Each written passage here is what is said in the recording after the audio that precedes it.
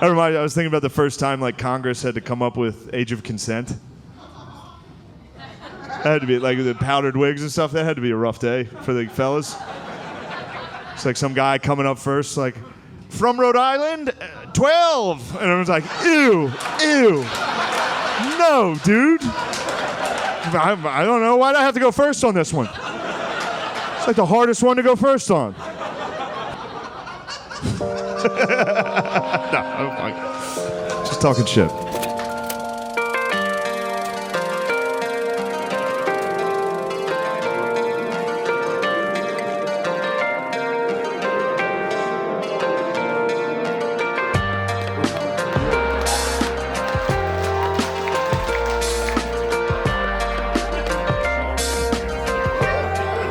Exciting.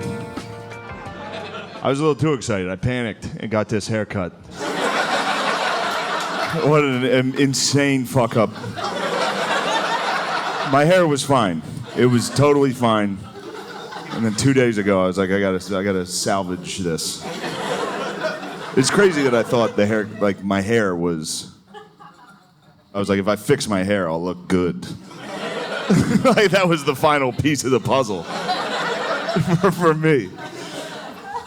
There's a Dominican barbershop by my house in New York. I think I'm the first white guy that's ever been in there. I was basically Christopher Columbus of this barbershop. And they fucked me up, dude. If you're white, don't get a Dominican haircut. You end up just looking more racist. It was nice, though. He kept trying to reassure me the whole time. He was like, no, man, your head's good. That's all he kept saying, your head's good. I was like, oh, thank you. Whatever. Fuck this haircut. How are you guys? Look, it's good. It's good. I'm happy. It's nice. Everybody's back inside, all that shit. I don't know. I liked COVID. I had a nice time. I live in New York, so I left. I went back to my parents' house. Because I have white privilege. Some people didn't get to leave the city. I did, because of my privilege. And I used it. You gotta use it. You know what I mean? Doesn't it feel more disrespectful to waste it? You know? What, then we're all just being racist for nothing? All right. But no, it's good. I went home. My parents, I haven't lived with them in over 10 years. They got old. They're old as fuck. They have milk, though. I'm back on milk. I've been fucking crushing milk lately. I got fucking milk fat this year. It's a weird time in life to have a milk renaissance. It's 33. But it was nice. I think my favorite part of the year was I got to watch my dad watch the news. It was a rough year for my dad and the news. He's a Fox News guy. Yeah, it's fine. Also, I see you guys. Most of you have Fox News dads. How dare you deny your fathers? That's a good dad. I don't watch Fox, but that's a good Fox News mom? That's bad. You don't want a Fox News mom. That's a bad mom. She smokes in the house. But a Fox News dad, that's a good fucking dad. Can you imagine if you had a fucking MSNBC dad? Just some guy every night at dinner like, we need to start focusing on renewable energy. It's like, ew, dude, I didn't know dad was gay. Talking to me about solar panels like a fucking lady.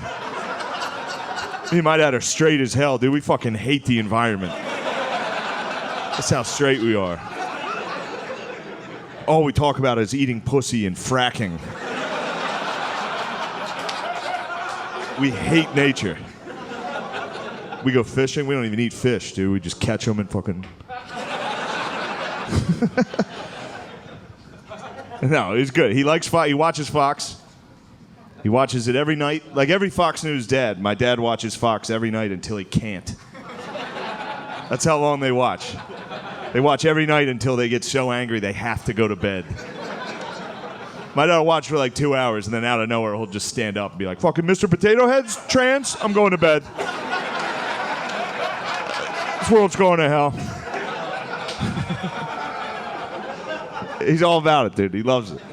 Like every Fox News dad, my dad watches Fox with one goal. He's just trying to get one fact. That's all he's doing. He's sitting there, he's trying to retain one piece of information that he can then relay to whoever's unlucky enough to enter the living room while he's watching. And you'd think it'd be easy to get one fact, but every once in a while there's like a commercial for like a commemorative 9/11 gold coin. It just fucking wipes their hard drive. What was I watching? I gotta get one of those. I gotta get my hands on one of those patriotic coins.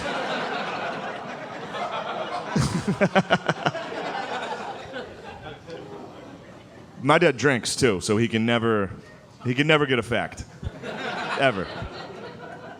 You'll come in the living room. He's hammered watching the news every night, which is the wildest way to take in world politics. Like just hammered in a recliner, like whoa.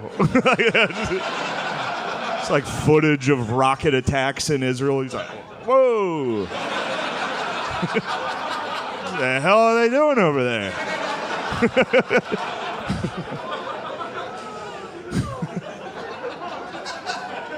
What's these guys' problem? But he can never get a fact. Like he tries. He uses Fox News as like a PowerPoint for what he's trying to say. Like everyone, like we'll be eating dinner and like Hannity will be saying something. He's like, see, that's what I meant. Look at that. That's me talking. I can't say it that good.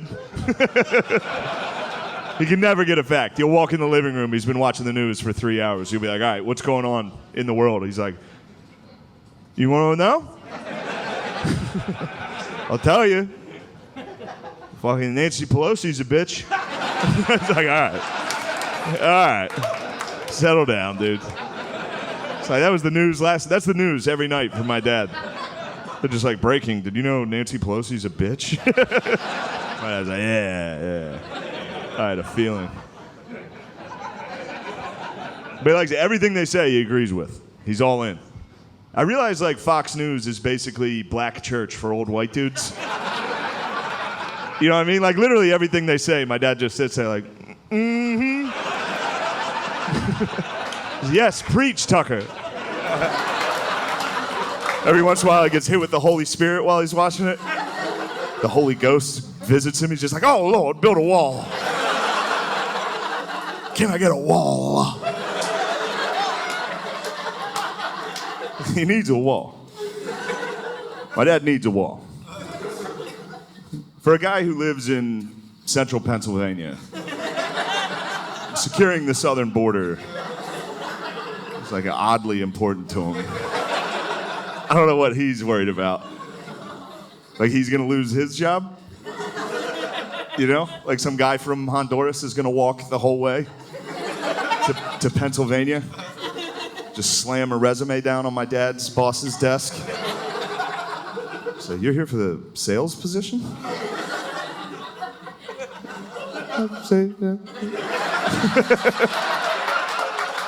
Say quiet on.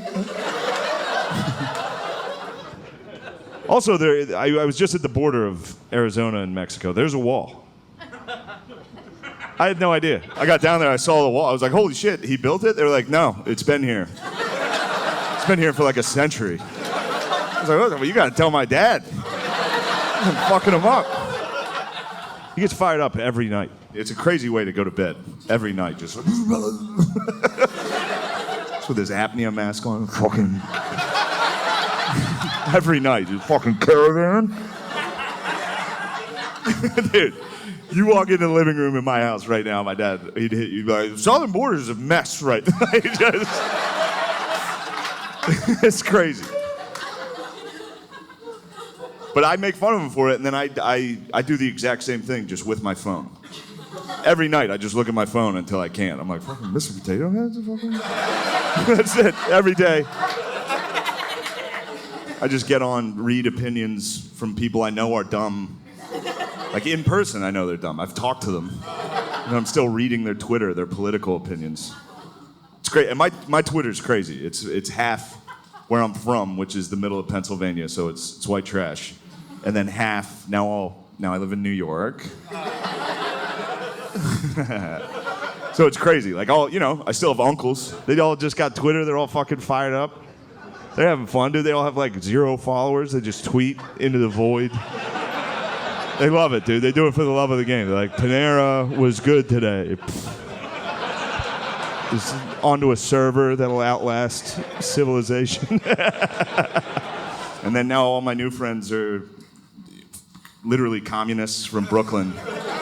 So it's wild, dude. My social, like, I'll get on Twitter, and the first tweet I see will be someone from back home that's just like, fucking Colin Kaepernick better stand up. Like this tweet if you support the police. Share it if you're not gay. All right, I'm fucking share. I'll share that. And then the next post is just one of my new woke white friends that's just like, I'm not racist. That's it. Every day for the last year, just a different white person popping up. Like, look at me. Look at this article I shared to my Instagram story. I'm not racist, right? It's like, all right. You sure? So I don't know if you know this. Like, being racist isn't like a yes or no thing. You know what I mean? It's not like you have it or you don't have it. Like, being racist is more, it's like being hungry. You know? It's like, yeah, you're not right now. You know? It's like, yeah, you're not hungry right now, but a cheeseburger could cut you off on the highway.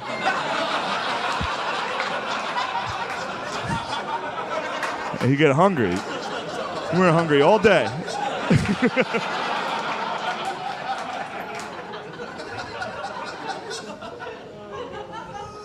The cheeseburger's Jewish in that joke. No, I'm kidding. Cheeseburger is whatever type of cheeseburger you thought it was in your racist heart.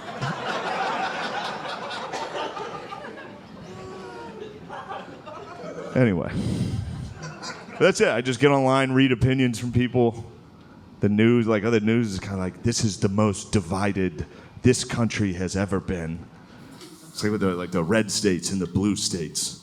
It's like, why? Because we tweet at each other? You know we had a war, right? You know this country had a civil war? That was pretty divided. Like, at least nowadays we're communicating with each other. Back then, those guys they got the news like once a month. Some guy would come by on a horse and they were like, who's talking shit? And the guy was like, the South is talking shit. They were like, fuck that, I don't like that. Give me my gun, I'm gonna go down there. I'm gonna walk down there for a month straight. Shoot the first fucking guy I see down there. That's how much. The Civil War was basically just the North just shooting racism out of the South. That's what happened. The North was like, South, fucking chill. And the South was like, no. So then a bunch of guys had to walk down there and shoot them a lot. And they were like, all right, we'll let them go. But we're not gonna be nice to them for a while. Until we find out they're good at football and then roll tide.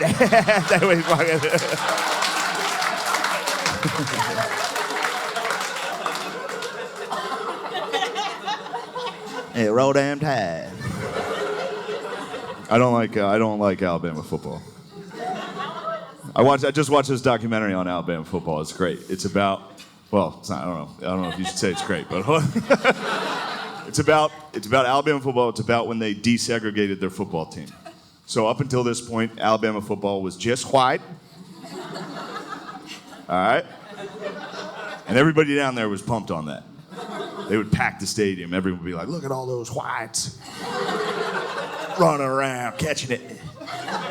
And look, I'm not knocking them too hard because I still have a little bit of that in me. You know, like if a white guy catches the ball on Sunday, I'm like, oh shit, go, go, go, go, go, go. Ah, they got him. They got him. It's a tough run, a smart run. Heads up run there. But no, they took it too far. And so the documentary focuses on that. It focuses on Bear Bryant. Bear Bryant, legendary head coach. He was the head coach that brought the first black players onto the team. So the whole documentary is like celebrating Bear Bryant. They're like, fucking way to go, Bear. You did it. What a hero. And then you find out it was 1971. You're like, oh, fuck, a little late for high fives on this one, fellas. Holy shit, 71? Like we had been to the moon. There were literally people on the moon before Alabama had black guys in their secondary. Does anyone understand? There were white corners. White cornerbacks. You understand how preposterous that is? Some of you are too young to have ever even seen a white corner. They're extinct. They don't exist. There's 2 left at the San Diego Zoo. And they won't reproduce. You'll never see a white corner. But that's what happened. It wasn't like, the reason they desegregated the team, that's what the documentary focuses on, which is great, because it wasn't like, oh, hey, fellas, it's 1971, maybe we should get with the times. What happened was Alabama scheduled USC, Southern Cal. Alabama was confident. They're like, oh, white boys we'll take on anybody. And then USC came down to Alabama with a bunch of black dudes from LA, just beat the fuck out of Alabama. And then after the game, Bear Bryant gave like a speech and he was like, hey, y'all, come on. That was it. That's all it took. Everybody down there was like, yeah, we get it. We'll be less racist if it means we can win. What? That's what it is. Like, as big as racism is in America, football.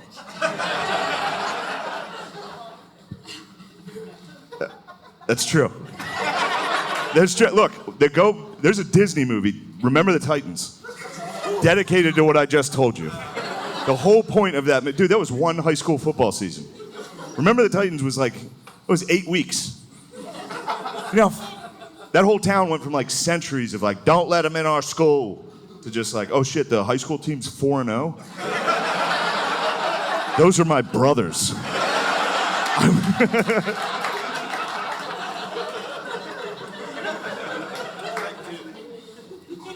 All right, I'll get off the topic. The point I'm trying to make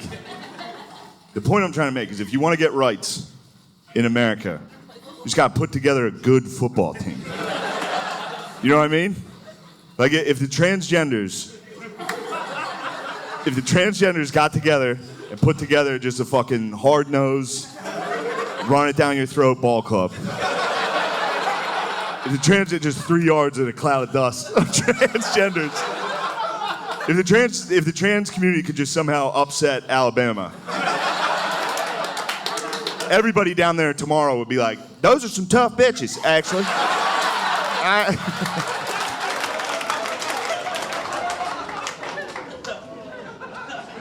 All right, we got out of that. There's some rough patches in there. That's all right. Well, this won't go great either. You know how like every show and movie now is like a remake of something? They just remake an old thing and just make it like more progressive and just put it out. Like they remade Ocean's 11 like a heist movie with like all gorgeous women. That movie should have been 10 minutes long. They literally should have got to the casino and just blown the security guards. They'd be like, oh, here's the keys to the safe. Take everything. I love you. You guys, you crazy bitches. I love you bitches. That's it. That's all they make. They either make that or they make slavery movies every year. Those are for no one. I have black friends. I was like, dude, you guys like these? They're like, no, we thought these were for you. It's like, no. We all hate those. Stop making them. It's uncomfortable. Civil rights movies are good though. I like Judas and the Black Messiah was sick. Remember the Titans is great. Hidden Figures was good. The movie about the black ladies at NASA, or as my dad likes to call it, Medea Goes to the Moon.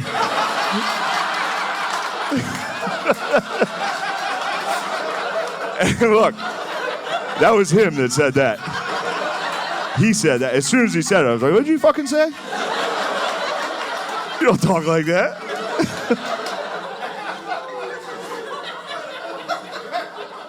So every movie just remade is more progressive. I just think it'd be funny if, like, the right started remaking. You know what I mean? If they just start, like, conservatives, like, there's a new Scooby-Doo coming out. And it'd be funny if, like, the right remade it. It's just like Scooby and the gang going around ripping the wigs off of transgender people. It's like, that's not a woman. Just, some guy would have got away with it. We solved the case of the Starbucks ghoul.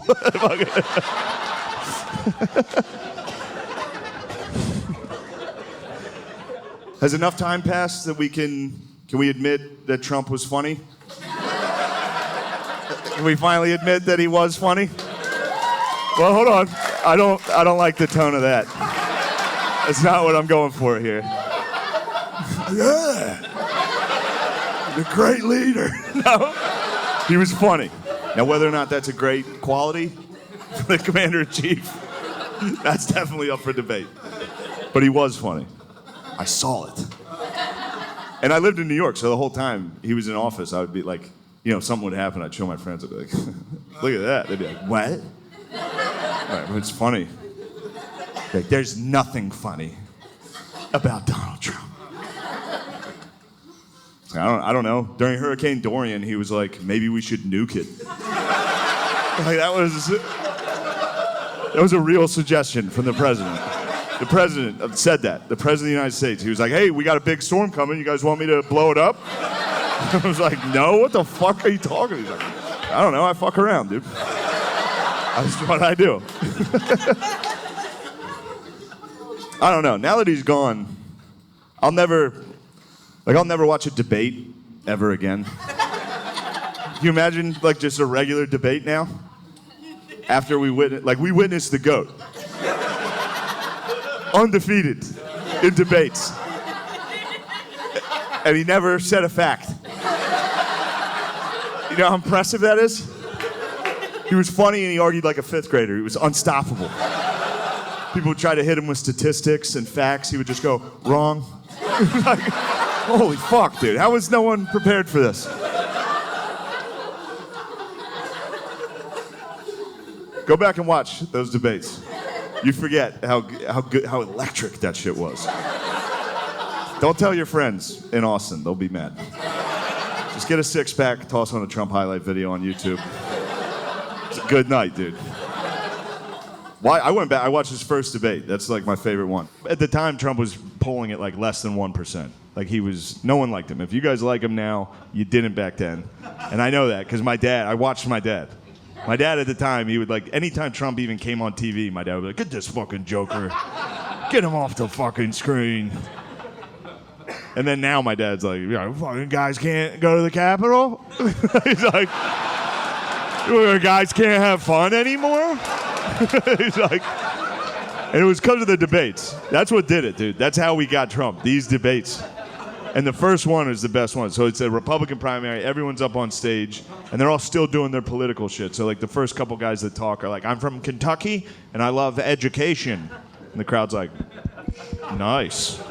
We didn't know what was coming. And then the next guy's like, I'm from Georgia, and I love religion. And the crowd's like, pretty good. This is a good one. This is a heated debate. And then it finally got to Trump's turn to talk, and he was just like, Rand Paul is ugly? And the whole crowd was like, oh! We didn't know you could do that in this. You can just do that as your thing? And Rand Paul was like, all right, everybody, settle down. We're trying to have a debate here. And the whole crowd was like, shut the fuck up, Rand Paul. Ugly bitch.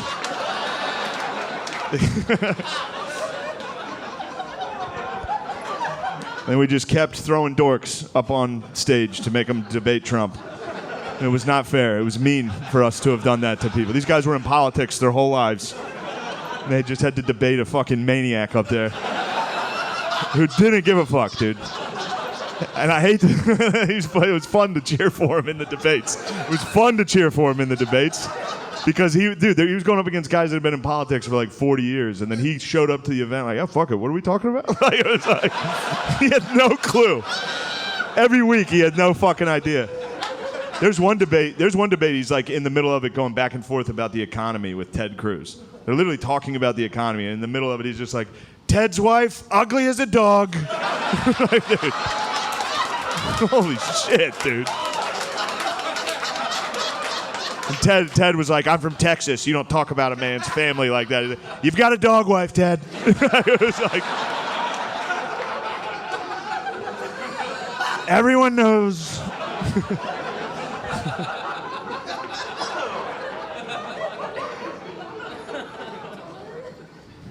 Yeah, and a week later, Ted Cruz was on TV like, I support Donald J. It's like, you pussy. I will say this. The one thing that sucked about Trump losing for me, was because I just figured out kind of how to do his voice. Which that's kind of a bummer that it's not hard to do Trump. It's all you have to do just do that. Do that a second off from where it should be in the sentence. And then you don't have to sound like him. All you have to do is like get his cadence down. It's very easy. All you have to do is like describe something and then say you described it that way. That's it. It's every time. Like, what a big room this is. I walked in here, I said, wow, what a big room. That's it. Every time. Austin. A lot of homeless. I walked in here, I said, wow, that's a lot of homeless. You got a lot of homeless. What are you guys doing about it? Whatever you guys are doing is not working. So just switch. I don't know what to do either. But do something. A lot of tents.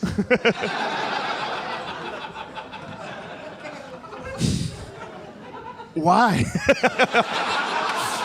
It's been making me laugh thinking about Trump, like, not understanding why people are homeless. I walked out, I saw him, I said, why? Living in tents, I could never, these guys. But I will say this about Trump. I don't want you guys I don't want to turn this into a rally. I don't want you to. I will say this, and don't freak out. Just listen. I think it's fair to say that of all the presidents we've had, I think it's fair to say that Trump would have been the funniest one to see get shot.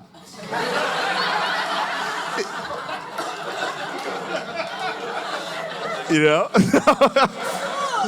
Yeah, dude, the Patriots got fired up on that, dude. I was having fun at this show. No, look, I didn't even say it would be funny. I said funniest. It's a huge difference. Technically, there's a funniest of everything. There is. It doesn't make it funny, but there is, like, think of the worst thing you can think of. There's a funniest one. I'll go first. I'll think of one. School shooting. None of those are funny. Zero funny. But maybe there was one where, like, the horse girl in the class, like, could sense something was coming. You know what I mean? And they were like, what's wrong? And she was like, like, you know?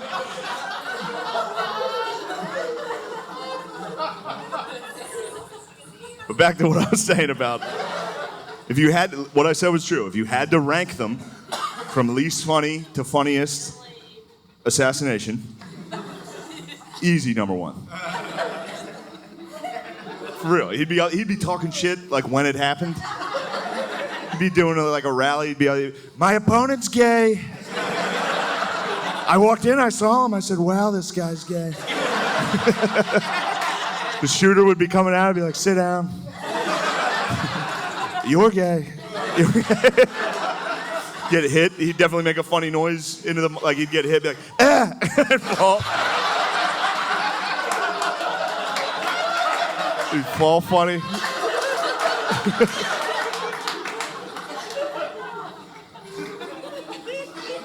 I will say I did write that joke before Biden could be added to the rankings.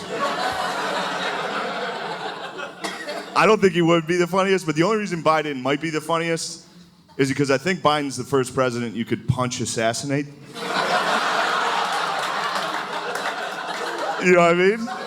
Just walk right through the metal detectors and be like, Mr. President, what the fuck are you doing, dude? It's a body shot.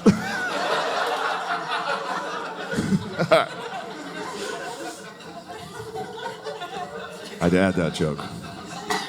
My dad. So you can't be talking about killing presidents? I was like, what about Biden? He's like, yeah.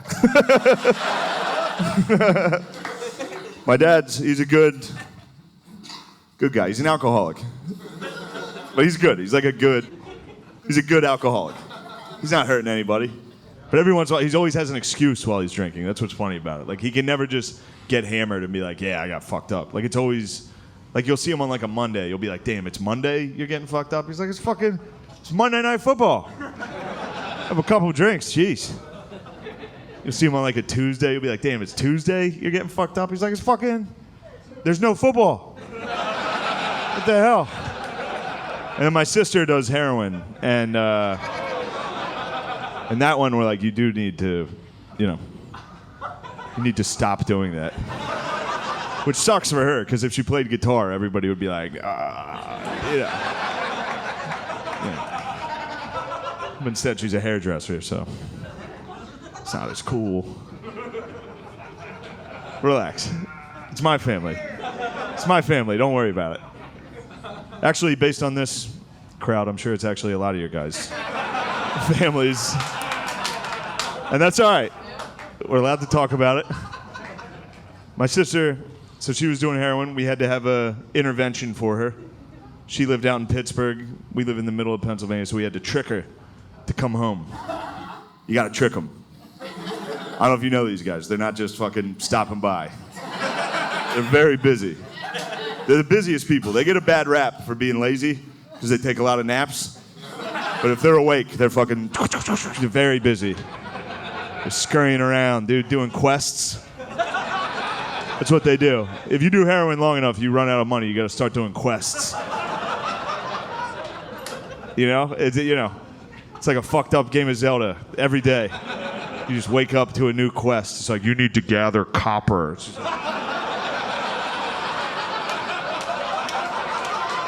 Gonna find a scrapyard. It sounds nice. I wish I got quests. But eventually the quests get pretty dark. The scrapyard, that's like level 1. Towards the end, the quests are, you need to get titty fucked behind the Home Depot.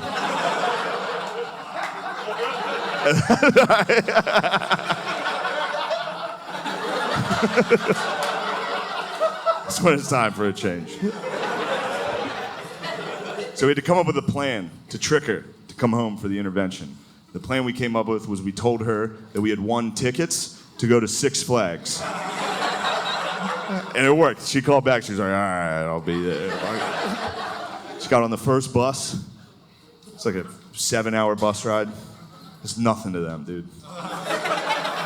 Nothing. If you take heroin, every bus is a bullet train. It's a 5-minute ride, tops.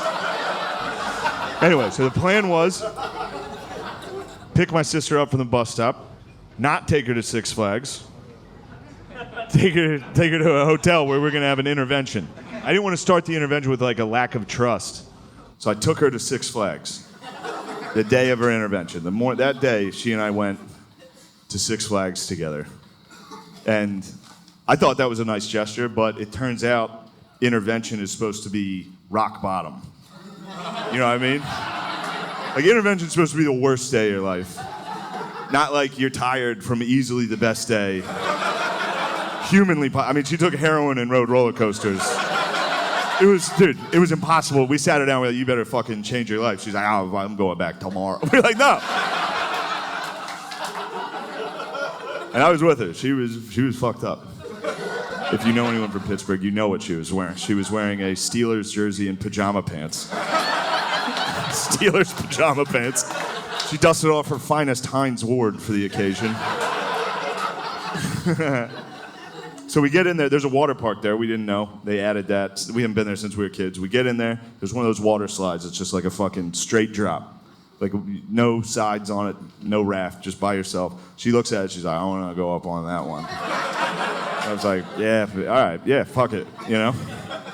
I knew she was going to rehab like that night. So I was like, yeah, go get this one in. You're about to have a rough couple months here. This is gonna be. Also, I figured they would stop her.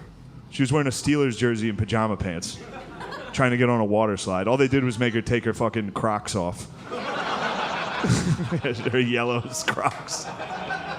So she's climbing up this ladder. She gets to the top of this fucking giant water slide. And you know how like when it's your turn next on a water ride, you gotta like lay there in that water and like wait to go? She nodded off. She took a nap up at the top like a Dracula, laying in front of some high school lifeguard that's like, ma'am, it's your turn. He just sent her down, dude, asleep, just flying down this thing, dude. There's a ramp at the end. She hit her. We all got to watch her wake up in air. She did the whole fucking. You know, I don't know how that wasn't fucking rock bottom. It's like you woke up in air. Anyway, don't be sad about it. She's good. She did go to rehab. And that's good. Yeah, she's done. She stopped using it. She's sober. She's all good. She's 2 years clean. Yeah. It's good. She did get cancer though, so. And COVID. Cancer and COVID.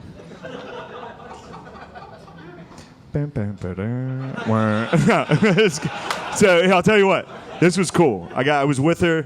She was at home. She went back to my parents. Because when you have cancer and COVID, you got to go home. You have to go home. You can't keep hanging out.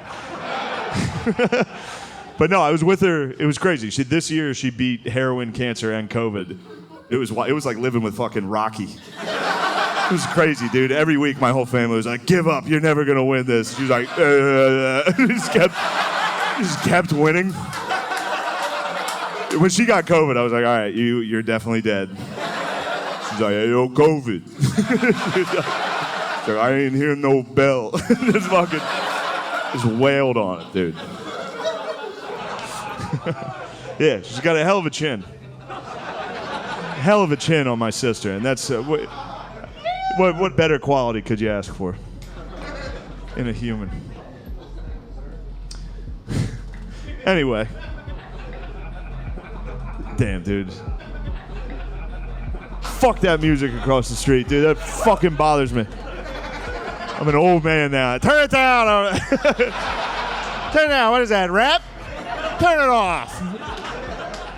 Trying to talk about my sister doing heroin over here. This has been making me laugh. I've been thinking about, like, the first time,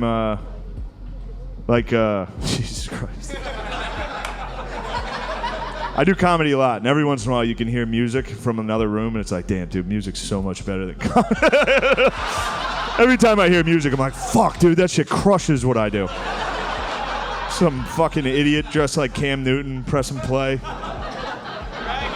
It's so much better than this. Like, you guys want to hear about my problems? This guy's like, take Molly, finger someone. I'm going to press play. You guys do you. Fuck, they're having so much fun over there. Get out of here, you motherfucker. Go dance. I knew you wanted to dance. That guy wanted to dance all night.